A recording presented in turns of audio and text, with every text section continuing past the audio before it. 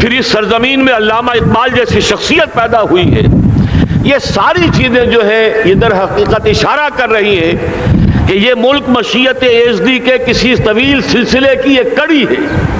اور وہ سامنے آ گیا تھا کہ سن 47 میں یہ قائم ہوا ہے، اور پورے 9 مہینے بعد 14 اگست اور 13 مئی، 14 اگست سن 47 اور 13 مئی سن 48، پورے 9 مہینے بعد اسرائیل عالم وجود میں آ گیا. اللہ تعالیٰ نے اس عالمی بیماری، اس کے لیے جو علاج ہے وہ پہلے پیدا کیا ہے. جیسے کہ حدیث میں آتا ہے ما انزل اللہ من دائن الا انزل لہ دوان، اللہ تعالیٰ نے کوئی بیماری ایسی نہیں اتاری کہ جس کا علاج بھی نہ اتار دیا ہو. اور جیسے کہ ماں کی چھاتیوں میں بچے کی ولادت سے پہلے دودھ پیدا ہو جاتا ہے، اس کی غذا کا بندوبست پہلے ہو جاتا ہے، اسی طریقے سے اسرائیل کا جو فتنہ اٹھنے والا تھا اس کی سرکوبی کے لیے پاکستان وجود میں آیا ہے. اور آج وہ مرحلہ آ گیا ہے تاریخ کا ایک عظیم موڑ. آپ دیکھیں گے کہ بڑی مشابہت پیدا ہو گئی ہے.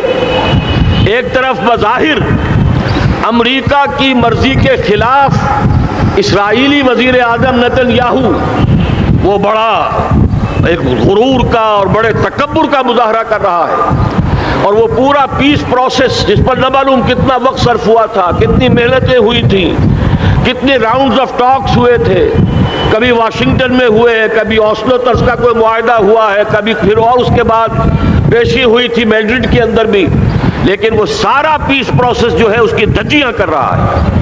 وہ وقت بالکل قریب نظر آ رہا ہے کہ یروشلم کے مسئلے پر وہاں بٹی دہک اٹھے گی.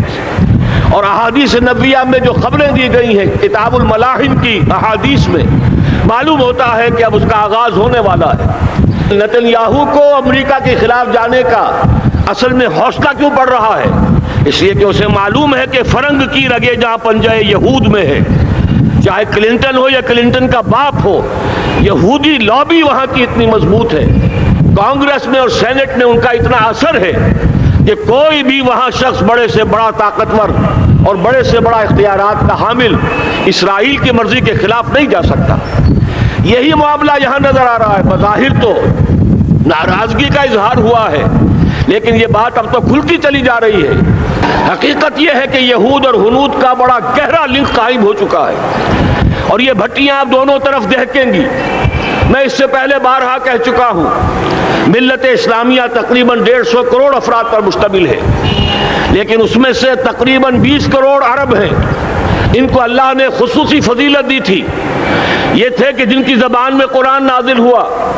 خود محمد عربی صلی اللہ علیہ وسلم عرب تھے، انہیں جو فضیلت عطا کی تھی، لیکن بدقسمتی سے اس دور میں آ کر بھی انہوں نے آزادی حاصل کرنے کے بعد بھی اپنا قبلہ درست نہیں کیا. کسی نے ماسکو کی طرف رخ کیا، کسی نے واشنگٹن کا رخ کیا، اللہ اور اس کے رسول کی طرف رخ نہیں ہوا. واقعہ یہ ہے کہ مجرم ہیں. دوسرے بڑے مجرم 150 کروڑ میں سے 10% یہ 15 کروڑ مسلمان ہیں.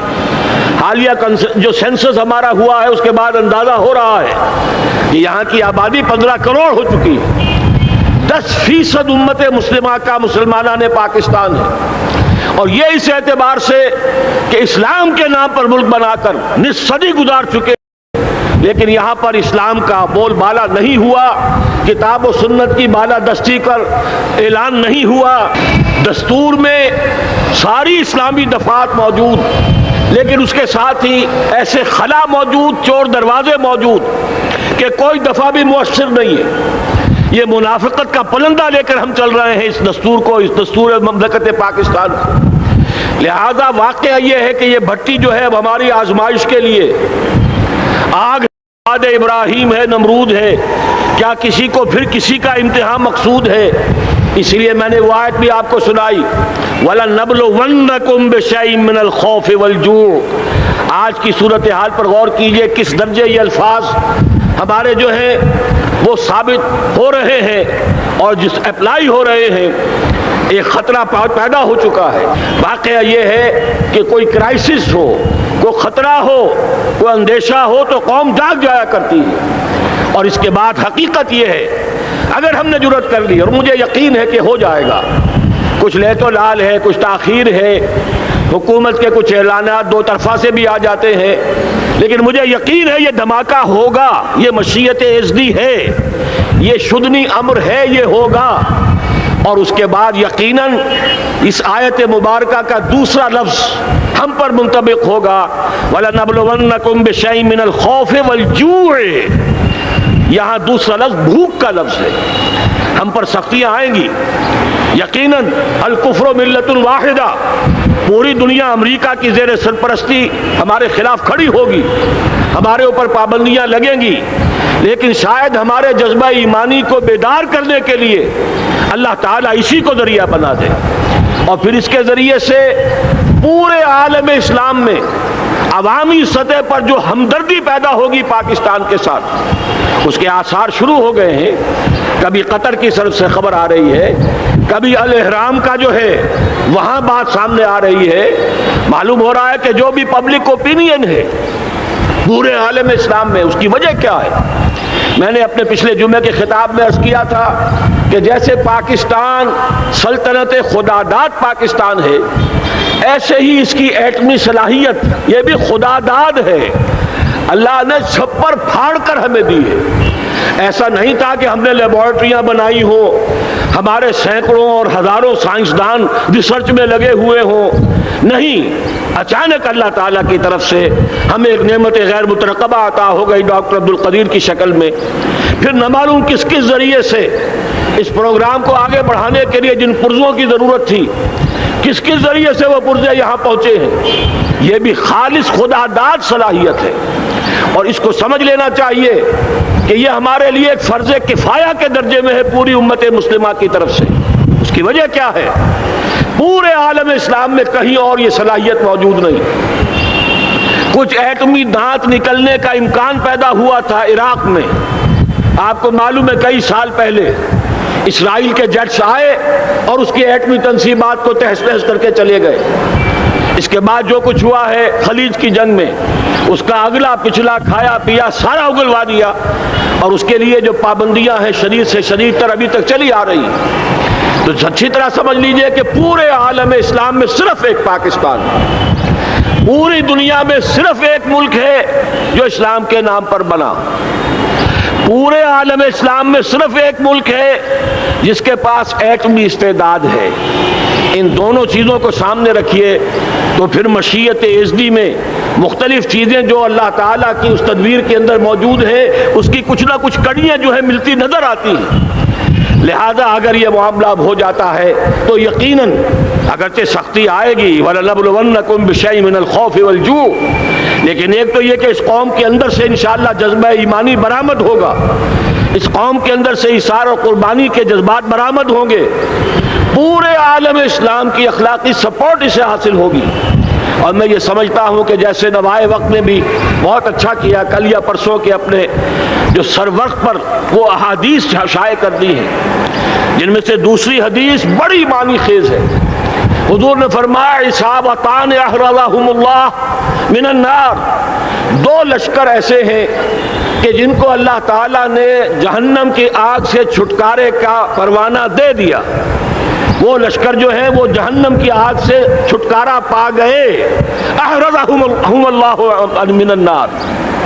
وہ دوسرے لشکر کون سے ہوں گے؟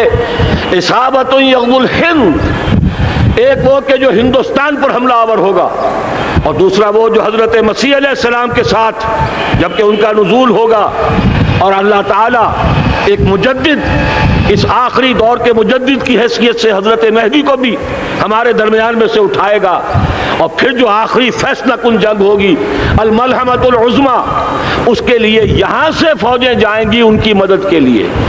اب ان دونوں فوجوں کو ایک حدیث میں جمع کرنے سے اندازہ کر لیجئے کہ اس کا مطلب کیا ہے۔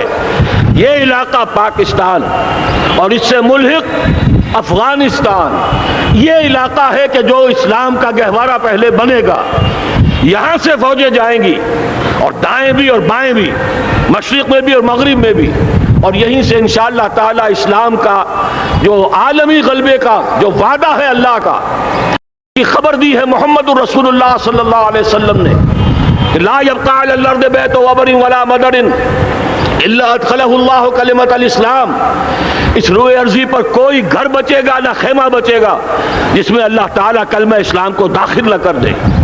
وہ حدیث کے جس کے بارے میں فرمایا گیا، حضور نے ارشاد فرمایا، حضرت ثوبان سے روایت ہے کہ اللہ تعالیٰ نے میرے لیے ساری زمین کو سمیٹ دیا۔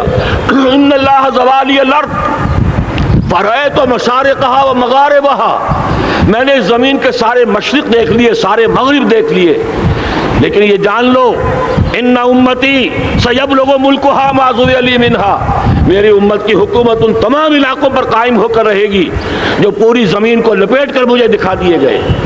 یہ وعدہ پورا ہونا ہے، اور اس وعدے کا نقطہ آغاز یہی سرزمین، اور جیسا کہ ہمیں افغانستان میں آثار نظر آ رہے ہیں، ایک خالص دینی مذہبی حکومت قائم ہو چکی ہے۔ افغانستان کا 80% علاقہ امن کا گہوارہ بن چکا ہے، علماء کی وہاں قیادت ہے اور حکومت ہے۔ یہ پاکستان اور افغانستان مل کر، جیسا کہ آپ کو یاد ہوگا میں نے جب تجویز پیش کی تھی کہ حکومت پاکستان فوراً تسلیم کرے طالبان کو، اللہ کا شکر ہے، میں سمجھ یہ نہیں کہتا کہ میرے کہنے کی وجہ سے ہوا، لیکن بہرحال اللہ کا فضل ہوا کہ چند دن کے بعد ہی حکومت پاکستان نے تسلیم کر لیا طالبان کی حکومت کو۔ میری دوسری تجویز ابھی پینڈنگ ہے، پاکستان اور افغانستان کا کے درمیان کانفیڈریشن قائم کیا جائے۔ یہ ملک دونوں مل کر واقعتاً، کہ ایک نے واقعتاً 15 لاکھ سے زیادہ جانیں دے کر مرنا سیکھ لیا ہے، اور جو قوم مرنا سیکھ لے اسے کوئی مار نہیں سکتا، اسے کوئی شکست نہیں دے سکتا، اور ایک وہ قوم ہے پاکستان میں کہ جو 400 سال کی تجدیدی مسائی کے اثرات کی امین ہے، یہ اس کا تراث علمی ہے، چاہے وہ تحریک حضرت مجدد الفسانی کی تھی، چاہے وہ علمی تحریک شاہ ولی اللہ کی تھی، چاہے وہ تحریک جہاد سید احمد بریلوی کا تھا، چاہے اور جو بھی رجال عظیم پیدا ہوئے ہیں 14ویں صدی ہجری میں، ان سب کے اثرات یہاں موجود ہیں۔ یہ چیزیں مل کر وہ طاقت بنے گی کہ یہاں سے اسلام پھر پھیلے گا، مشرق کی طرف بھی مغرب کی طرف بھی۔ اصابۃ تغزو الہند و اصابۃ مع عیسیٰ ابن مریم، یہ چیزیں جو ہونی ہے الحمدللہ میں سمجھتا ہوں کہ اب تیزی کے ساتھ حالات اس رخ پر جا رہے ہیں۔ کہیں فرمایا ان ینصرکم اللہ فلا غالب لکم، اگر اللہ تمہاری مدد کرے تو کوئی تم پر غالب نہیں آ سکتا، وَإِن يَخْذُلْكُمْ، اور اگر خدا نہ خواستہ اللہ تعالیٰ ہی اپنی مدد تم سے کھینچ لے، واپس لے لے، سلب کر لے، ان یخذلکم، تمہیں چھوڑ دے، فمن ذا الذی ینصرکم من بعد، تو پھر کون ہے جو تمہاری مدد کر سکے گا۔ اس مرحلے پر سیاسی جماعتیں اپنی جو ان کا مزاج ہے اس کے مطابق چاہتی ہیں کہ کیپٹلائز کریں، پولیٹیکل مفادات حاصل کریں۔ بہرحال میرے نزدیک ایک کنسنسس ہونا چاہیے، ایک نقطے کا دھماکہ ہونا چاہیے، اور نمبر 2 اللہ اور اس کے رسول کے ساتھ صلح اور اللہ کی مدد کی ضمانت حاصل کرنے کے لیے کتاب و سنت کی ٹوٹل بالادستی، پورے دستور پاکستان میں کوئی شے اس کے منافی ہو اس کو نکال کر باہر کر دیا جائے، نفاق سے پاک کر دیا جائے۔ جیسے دعا ہے اللہم ربنا طہر قلوبنا من النفاق، اسی طرح دعا مانگیے کہ اللہ ہمارے ملک کے دستور کو نفاق سے پاک کر دے۔ اور وہ ساری ترامیم جن کا کہ ہم نے ایک مہم بھی چلائی تھی، وہ ترامیم جس کا تقریباً وعدہ کیا تھا نواز شریف صاحب نے، جس کے لیے 2 مرتبہ ایک محفل میں کہا تھا راجہ ظفر الحق صاحب سے کہ راجہ صاحب پھر تیاری کیجئے اور دستور کی ترمیم کو بل تیار کیجئے، لیکن یہ کہ معلوم ہوتا ہے کوئی بڑا ہاتھ ایسا تھا جس نے روک دیا ہے۔ یہی ہاتھ ہے جو آج ہمیں ایٹمی دھماکہ کرنے سے روک رہا ہے۔ ہمیں چاہیے کہ یہ دونوں دھماکے بیک وقت کریں، اور ان دونوں دھماکوں کے بعد پھر چاہے دنیا کی کوئی طاقت ہماری دشمن بن جائے، ہمارے لیے اللہ تعالیٰ کی مدد و نصرت ہوگی۔ وَلَنَبْلُوَنَّكُمْ بِشَيْءٍ مِّنَ الْخَوْفِ وَالْجُوعِ وَنَقْصٍ مِّنَ الْأَمْوَالِ وَالْأَنفُسِ وَالثَّمَرَاتِ وَبَشِّرِ الصَّابِرِينَ الذین اذا اصابتهم مصیبۃ قالوا انا للہ وانا الیہ راجعون۔ تو قوم انشاءاللہ تعالی، میں یہ سوچا کرتا تھا قوم مردہ ہے، بے حس ہو چکی ہے، دین سے عام طور پر بیزاری پیدا ہوتی جا رہی ہے، جو ہمارے دینی قیادت ہے اس سے بھی لوگوں کے اندر مایوسی پیدا ہو رہی ہے۔ کیسے ہوگا؟ میں نے بارہا کہا جب میں یہ شواہد دیکھتا ہوں جو حدیث میں ہے، جس کی خبریں دی گئی ہیں، 400 سال کی تاریخ دیکھتا ہوں، تو مجھے پاکستان کا مستقبل بہت شاندار نظر آتا ہے۔ یہ تو مشیت ایزدی میں کسی بہت اہم رول کو پلے کرنے کے لیے قائم ہوا ہے۔ جب میں زمینی حالات کو دیکھتا ہوں تو مایوسی ہوتی ہے، لیکن میں یہ سمجھتا ہوں کہ وہ وقت آ گیا ہے کہ جس میں یہ قوم جھنجھوڑی جائے۔ ایک دفعہ کا یہ جھنجھوڑا جانا انشاءاللہ تعالی ہمارے بہت سے دل اندر دور کر دے گا۔ آخر چینی کیا تھے؟ ایک صدی پہلے کے چینی افریقی قوم آج کہاں سے کہاں پہنچ گئی ہے۔ ہمارے اندر بھی چاہے یہ کہ اوپر راکھ ہے، اندر چنگاریاں ہیں، ان چنگاریوں کے بھڑکنے کا وقت آ گیا ہے، اور انشاءاللہ العزیز اسی ایٹمی دھماکے سے اس پورے عمل کا جو ہے آغاز ہو جائے گا، جس سے یہ سرزمین پاکستان اسلام کا گہوارہ بنے، اور پھر یہاں سے پوری دنیا میں اسلام کے غلبے کی جد و جہد کا آغاز کیا جائے۔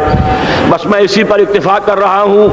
اللہ تعالیٰ سے دعا کرتا ہوں کہ وہ ہمارے حکمرانوں کو، اگر تو کوئی تاخیر ہو رہی ہے انتظامی امور کی وجہ سے، کوئی بات نہیں، بہرحال معاملہ ایک اچانک ہو گیا ہے، لیکن مجھے توقع ہے کہ انشاءاللہ وہ دھماکہ ہوگا اور جلد ہوگا۔